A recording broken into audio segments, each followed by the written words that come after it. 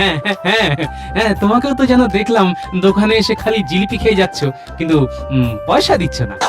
ঠিক জানি তুমি আমাকে নিয়ে এইরকম একটা স্বপ্নই দেখবে। হ্যাঁ গা, আমাকে দেখলে তোমার খালি খরচের কথা মনে হয় নাকি? হ্যাঁ না গিন্নি, মজা করলাম।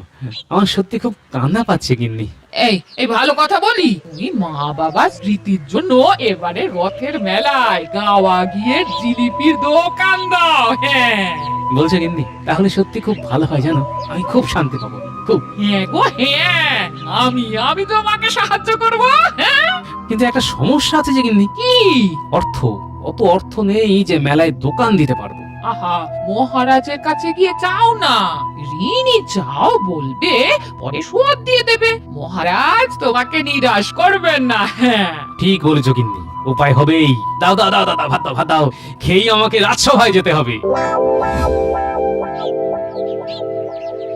মহারাজ, আসন্ন রথযাত্রা উপলক্ষে যাবতীয় প্রস্তুতি সারা হয়ে গেছে। বড় ময়দানে বিশাল ভাবে রথ তৈরি হচ্ছে। কারিগরেরা দিন রাত পরিশ্রম করছে। খুব ভালো, খুব ভালো। আমি রথ বানানোর প্রস্তুতি দেখতে যাব। এ তো খুব ভালো কথা মহারাজ। কি গোপাল, ময়দানে কিরকম রথ বানানো হচ্ছে দেখেছো? মহারাজ, আমি দেখেছি দূর থেকে, তবে রথের যে মেলা হবে সেইখানে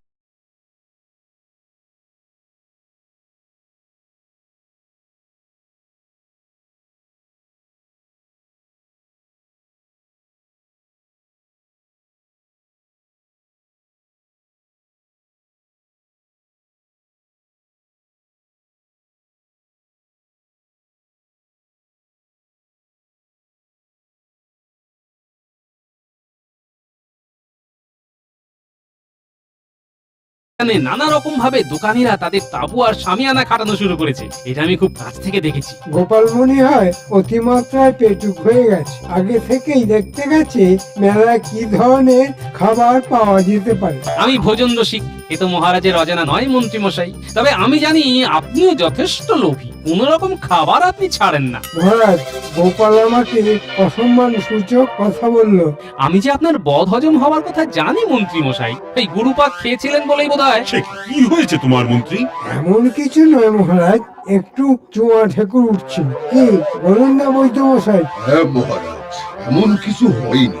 আমার পাচনে মন্ত্রী মশাই সম্পূর্ণ সুস্থ।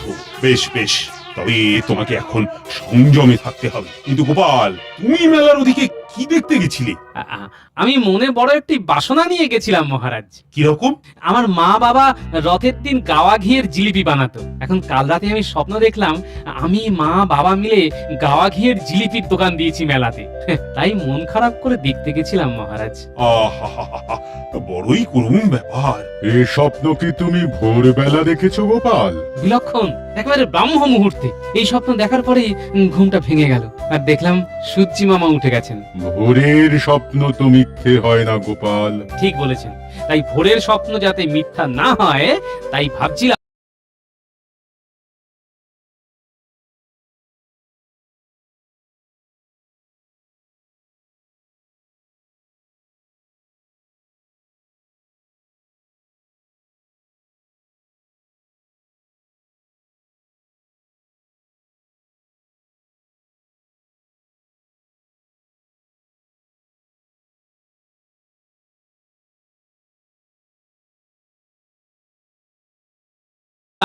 এইবারের রথের মেলা একটি দোকান দেওয়া যায় কিনা। তুমি চাইলে দোকান তো দিতেই পারো গোপাল। কি বলছেন মহারাজ? মন্ত্রী, তুমি চুপ করো। কিসের দোকান দিতে চাও গোপাল? গাওয়া ঘিয়ের জিলিপির দোকান মহারাজ। বেশ বেশ বেশ, তুমি দাও দাও। কি বলছেন মহারাজ? রাজসভার ভাঁড় রথের মেলায় গাওয়া ঘিয়ের জিলিপির দোকান দেবে? এদিকে রথযাত্রা উপলক্ষে কত কাজ থাকবে, আর তাছাড়া জনমানুষে কি বলবে? মহারাজ, আমি বলছি গোপালকে অনুমতি দেওয়ার আগে একটিবার ভেবে দেখুন। মন্ত্রী, তুমি আগে নিজে ভেবে দেখো, রথের মেলা ছাড়া আজ পর্যন্ত কোনোদিন রথযাত্রা হয়েছে? পণ্ডিত, তুমি বলো। আগে না মহারাজ, মেলা তো রথযাত্রার অঙ্গ। ঠিক তাই, গোপাল দোকান দিলে সেটাও রথযাত্রার মধ্যেই গণ্য হবে। গোপাল এতে যদি খুশি হয় তাহলে তো অনুমতি না দেবারও কিছু নেই। মহারাজ, আপনি যদি আমাকে কিছু অর্থ সাহায্য করেন তবে বড় উপকার হয়।